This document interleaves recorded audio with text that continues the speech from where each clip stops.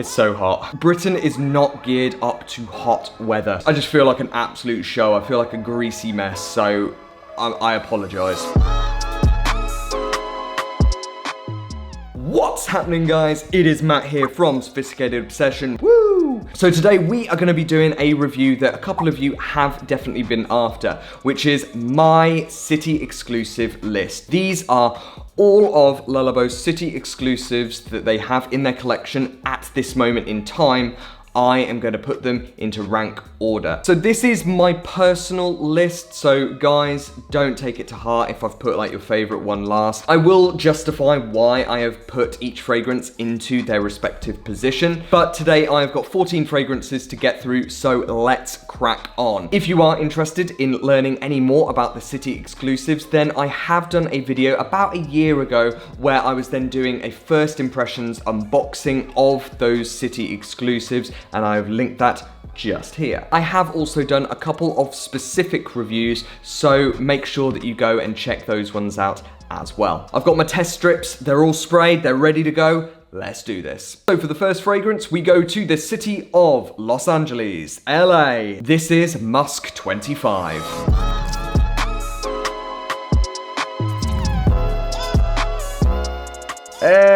The reason why I put this dead last is just because it's kind of combined all of the notes that I just really don't like in perfumery. I am not a fan of powdery scents. I just don't really like them, and this is really, really heavy on the powder. And also, I'm not a massive fan of like white floral notes. Between both of those, they've just kind of concocted my worst scent. This is just very powdery. It's bit dusty, it just smells a bit old. I can't really describe it in any way other than just it smelling a bit ancient. The annoying thing, however, the dry down to this is so nice. It's got some real sort of heavy vanillic notes going on, and it just mellows slightly. That sort of dustiness has kind of then just worn off, and what you've then got is just like a really sort of smooth, really inviting fragrance. It's just not for me, guys, if I'm being brutally honest. So at dead last, that is from Los Angeles, Musc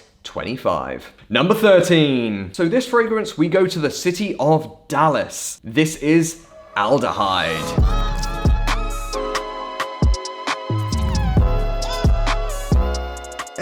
Again, I feel that this is just very musky, but it's dusty, and it's got those sort of white floral notes going on in there as well. There's more of a soapy quality here, which is what is making this a little bit fresher than musk. I can appreciate this one a lot more than musk. There is something about it that I do quite like. I wouldn't ever consider wearing it. I wouldn't ever consider buying it. The prices of these city exclusive are extortionate anyway. So yeah, I certainly wouldn't then go out and spend some serious cash on this fragrance. So at the 13th spot, that is Dallas's Aldehyde 44. Next up, we come to the 12th spot. This next scent, we come to the city of Dubai. This is Cuir 28.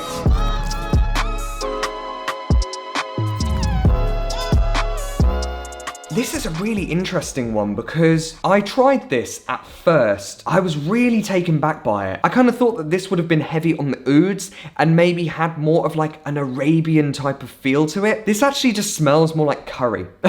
It's very spicy. There is an animalic quality here, but it's more like leather. It's not really oud. It does dry down really nicely, and so you get more of those vanillic notes coming out, which makes it a little bit sweeter in the dry down, which I do really like. I feel that sometimes that spicy, curry-fied note can just get on my nerves a little bit. Sometimes I just feel it can be a little bit heavy or animalic, but I do really appreciate the artistic nature to this and how different it is. So that is Cuir 28 from Dubai at the 12th spot. Next up, number 11. This one is going to be a shocker to some people, just FYI. This is from Tokyo. This is Gaiac 10.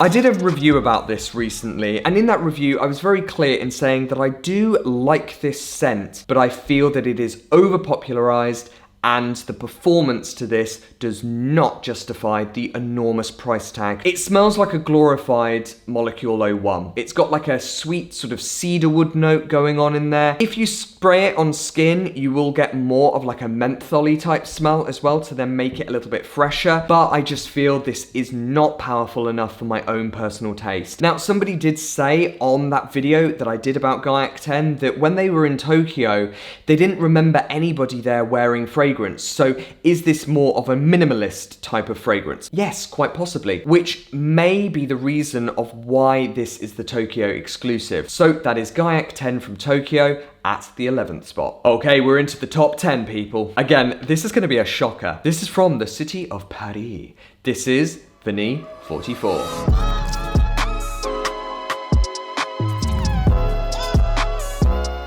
There's nothing wrong with this vanilla note, it's very pleasant, but why is it so low down on my list? I kind of feel it's a bit safe. Considering that they have said that there are 44 different notes in here, really all I'm getting is that honey-fied vanilla. No, maybe I'm being a bit harsh. There are some musks in here that Labo do really, really well for the most part. You could say that there is like a greenish element here. I wouldn't, however, put it into the same sort of category as fragrances like Tobacco Vanille. However, the caveat to this is when I first tried Tobacco Vanille, I didn't like that. So it might just be that vanilla-based fragrances in general, I just have to warm myself up to. There could have been more things getting plucked out here, and unfortunately, I just feel that this vanilla note is just kind of smashing everything else out the way. It's just suppressing all of those other notes that are in here, and that's really all I'm getting is just that vanillic honey-fied note just smashing me in the face. So that is Vanilla 44 from Paris at the 10th spot. Number 9. This one I'm gonna struggle with the pronunciation of. I'm not too sure how you pronounce it. Guys, correct me if I am wrong. This is from Hong Kong. This is Bigarade? Bigarade. That sounds better. Bigarade 18. Let's go with that.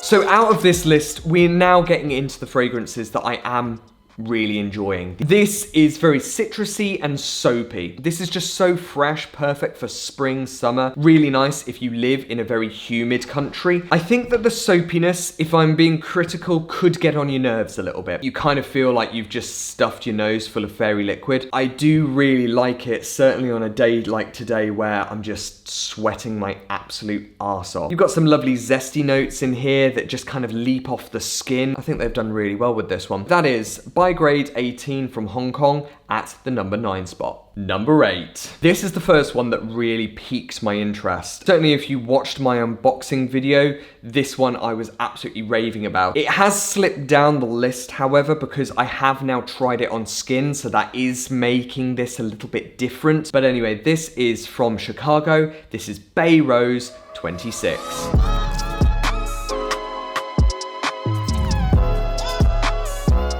I really like this mixture between rose and those sort of peppercorny, spicy notes in here. I do have to admit, the reason why it has dropped down is because when I tried it on my skin, like with a lot of rose scents, it kind of comes across a little bit winey at first. It just smells a little bit fermented. I do really appreciate the pepper notes in here. When pepper notes are done well, that is probably one of my favorite ingredients in perfumery, but it does have to be done well. Otherwise, it just kind of smells like a mace. I am really, really impressed with this. I just wish my skin was just less rubbish, basically. So that is Baie Rose 26 from Chicago at the 8th spot. Number 7. So this one I think came out last year. This one is very interesting. It's kind of like a juxtaposition. This is from the city of Miami. This is Tabac 28.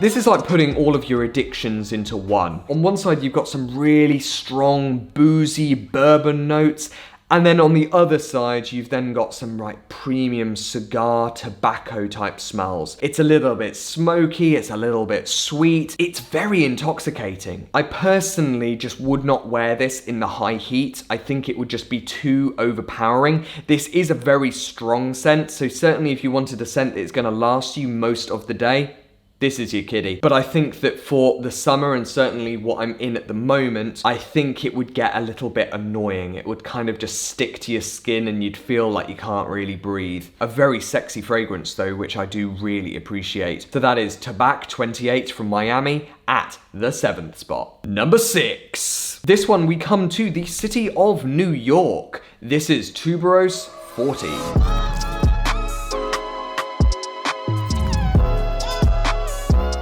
To be honest, as soon as you spray it, if you have smelt Neroli Portofino by Tom Ford, this is it. This has got some lovely, fresh, aquatic notes. I'm kind of surprised that it's New York's signature. This just smells like a beach. It doesn't smell like a big city, if that makes sense at all. I suppose it does work because it is very uplifting, and obviously living in a very sort of condensed city, that is going to be very humid. So I can understand why this would be put into New York. This has lasted on my skin a lot more than Neroli Portofino. It's sort of a mixture between some aquatic notes, some citrus notes, and you've got a little bit of muskiness in the background to then give it just a little bit of depth and body. Is this going to last you all day?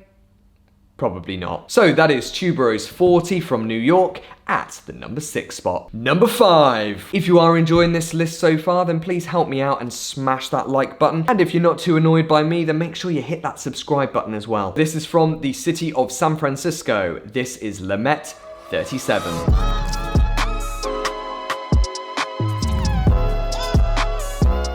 As you guys know, absolutely love citrus notes, but this is a perfect example that citrus notes can be masculine. I feel that there is just a lot of musky notes that are heavier in the background that gives this a masculine edge. On initial smell, I would definitely put this into probably my first or second spot, but the problem is the longevity isn't that great on it. There are a couple of white florals in the background, but it's not enormous. Overall, I do think that this is just a fantastic scent. I am very, very tempted to be picking up a bottle of it. So that is Limette 37 from San Francisco at the number 5 spot. Number 4, we are getting there, people. This is now getting really tough. This is big boy territory now. This next one is very masculine. This is from the city of Moscow, or Moscow, however you want to pronounce it. This is Benjoin 19.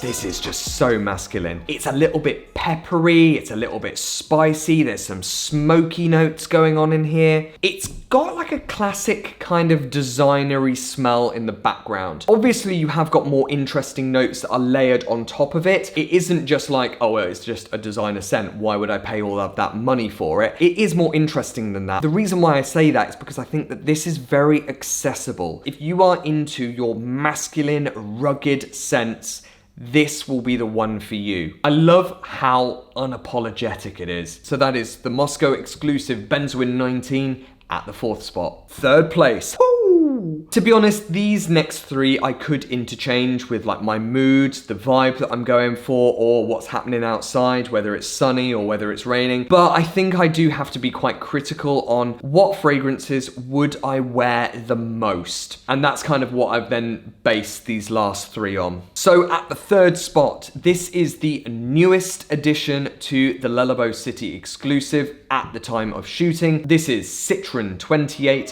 from Seoul.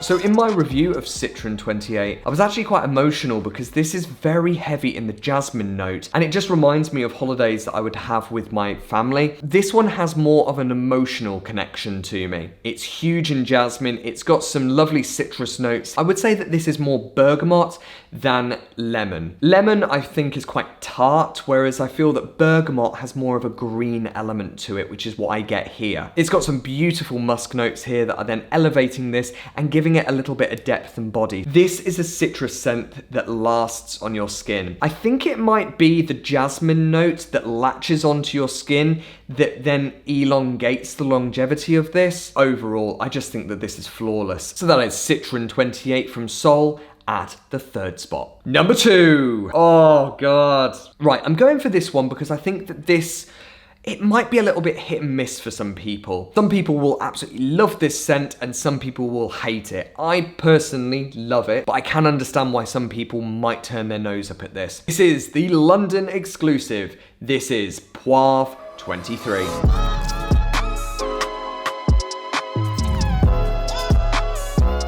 This is probably one of the rare occasions that a Le Labo scent actually does what it says on the tin. This is pepper. This is done really, really well though. It doesn't sting your nose. This is a lot smoother. It's a little bit more vanilla-y than that. It's just a little bit calmer. This has a very comforting, warming smell. It's got some like balsamic woodsy notes going on here. This is one where I've always gone, yeah, I'm gonna get that. But I never do because I kind of think like, well, it's only in London. This is like 3 years down the line of me promising myself, yeah, I'm gonna get that, and I just haven't. Definitely a scent that if you're into your masculine fragrances and fragrances that have a bit of a punch, this is the one. So that is Poivre 23 from London at the second spot. And so that leaves the final fragrance in this list. At first place from Amsterdam, this is Musc de Chene 30.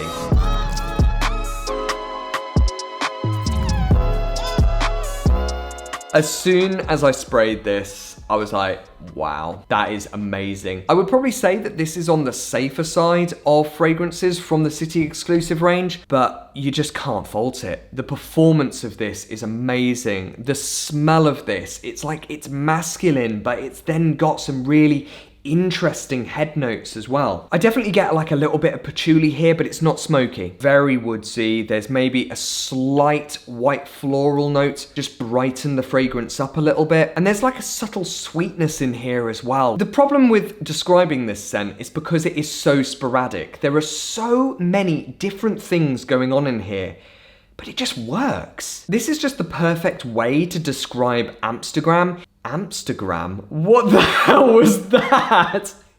We're gonna see that trending on Instagram now, hashtag Amsterdam.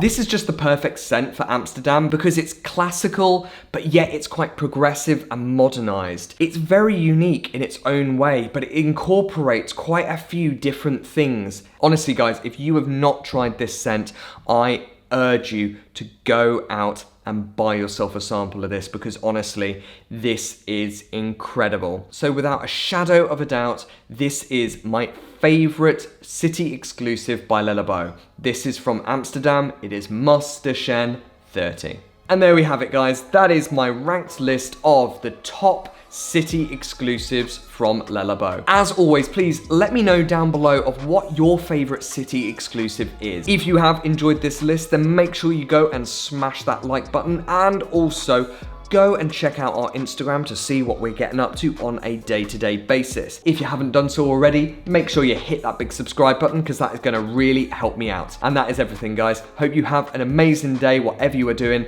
and I will see you in the next one. Take care, guys. Bye.